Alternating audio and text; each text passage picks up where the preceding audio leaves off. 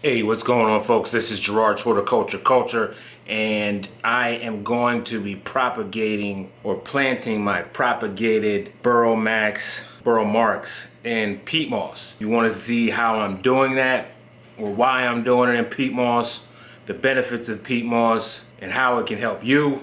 Keep watching. I'd love to share with you my journey in the process on how I'm going to plant my new propagated cutting of Burrow Marks in some peat moss. Keep watching.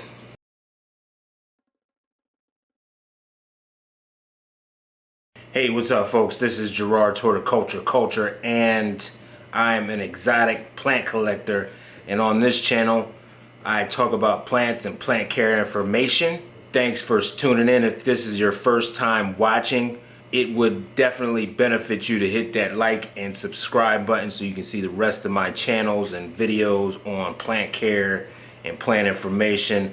I got a lot of great, interesting tips and tricks for you on this channel. And like I said, today I have a propagated Burrow Max cutting from my large Burrow Max bush that actually I propagated it. I think this is the third time now. So I'm going to propagate it, get it to where it needs. It's already growing roots right now. So walk with me. We're going to be planting it up. Here we go. Alright, I'm on the floor, so it makes things a lot more interesting and a lot more easier for me to show you what I'm doing. Right here, I got my cuttings, and they're both growing roots, but one, I'll show you right here, one has larger roots than the other.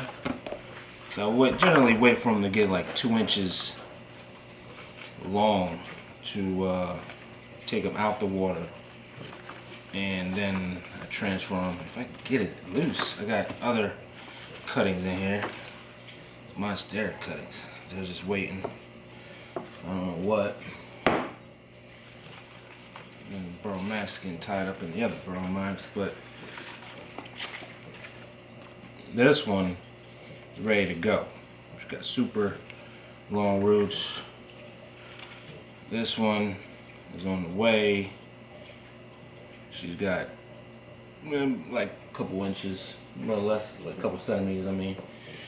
So we are going to be potting this up, this cutting, and I'm going to be using this planter, and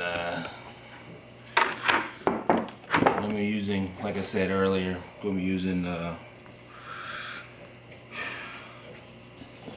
like 30% soil and 70%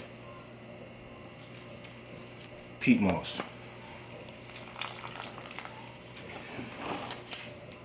So I've been soaking it for a little bit. See here, so now I'm going to squeeze out most of the water. Then I'm going to just put it in there. Nothing crazy, nothing too complicated. No schematics, no batteries required.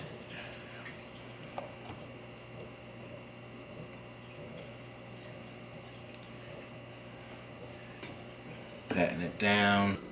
Doing more patting down action just to make sure we get good soil, peat moss to root contact.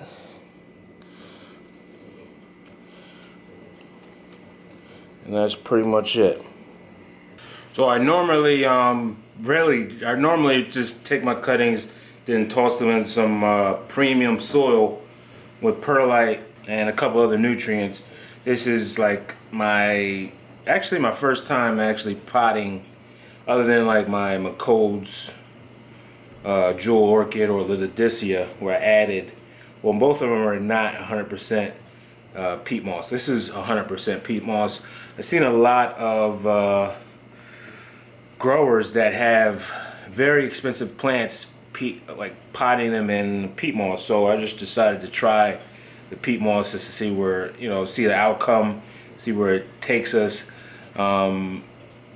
from what I know about peat moss, it's a little bit on the acidic side.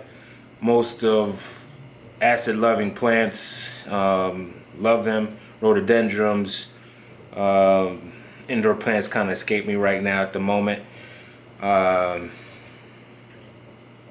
Burl Max is pretty much a tough plant. The philodendron. Philodendrons are always on my side as far as care. I pretty much know them unless they're hybrid, and you know the care is a little bit extra or something else different from what I'm used to. But the Burl Max, let me sit it up here. The Burl Marks, I keep calling it Burl Max. But the peat moss basically is for orchids. Most of your tropical plants in the tropics, because of the air movement throughout the leaves or the roots, the air movement through the roots, and it also retains a little bit or a lot of moisture. So new roots such as air layering, that technique, you can use peat moss for that. I actually tried it, but I was going to propagate my Thai constellation, but I backed off of it. I did a video on it just a couple weeks ago, but I just decided not to propagate it at that point, which because I was getting a new leaf unfurling, so I didn't want to disturb that. So I just left it as is, and now that I'm looking at it, I think I might propagate it with air layering just to see what happens. I'm just a little bit on the I just don't want to mess with that plant. So, and then my other larger Monstera constellation, it actually is going a little taller. So I didn't want to stress it out also and have it air layered and stress it out and do damage to anything, so I just backed off. And once again, it's still late winter. We're approaching spring, so maybe during spring we might be doing some air layering because these plants grow or unfurl, for which I've been clocking them. When I get a new leaf, it takes about a week for it to come out of the petiole and unfurl for my monsteras. Other plants have different time frames, but when I did a time lapse on the Thai constellation, it took about a week for it to fully unfurl. 7 days to be exact. But back to the Spag peat moss, the air movement throughout the leaves, and let's see what Google has to say about Sphagnum peat moss. Hey Google, what's the benefits of Sphagnum peat moss? On the website epicgardening.com, they say, the most important benefit of peat moss is the material's absorbency. Peat moss retains water much better than average soils, which increases the absorbency of any potting mixes and garden soils that use peat moss. Not only is peat moss absorbent, it also does not compact, unlike other organic materials. Alright, so yeah, it doesn't compact, and you don't want that compaction, because when you get the compaction, the roots can't wiggle their way through the area, and then they get restricted. And I've seen that happen when I used some sand, and I saw like a lot of soils, they get really tough, and you really have to water them well.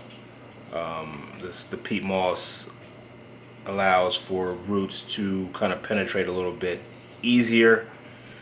I don't know if we want to make it easy for them, but in this case, we'll see what happens. I will keep you updated on the new Burl Max or Burl Marks. I keep calling it Burl Marks. I'm gonna just call it Burl Max. It is what it is. Definitely a nice plant. The other one should be coming soon. I'll probably post that up somewhere for sale. That's pretty much it, guys. If you've ever planted with Spag peat moss, let me know in the comment section below about your success rate. And if you had any issues with Spag peat moss, let me know also. I'm going to be monitoring the water, the how fast the peat moss gets. I don't want the soil to dry out too much and wind up damaging the roots, because I'm new to this. So I'll probably search around and see what the intervals of most of the other plant collectors, what they do with the watering intervals when you're planting, specifically with peat moss. Will it be the same as the regular soil routine, or will it be any different? We'll find out later on, I guess, and with your comments that you're going to add. I appreciate that. Other than that, that's pretty much it, guys. This is another video about planting with peat moss. Peat moss is good for air layering, once again, propagation, new seed startings. It's good for shipping. A lot of my plants, when they come from Thailand, they're wrapped up in peat moss, so most likely they were planted in peat moss, but I transitioned them to soil. But since they're growers, they want to pot their plants, I guess, in the most efficient substrate that they can put them in.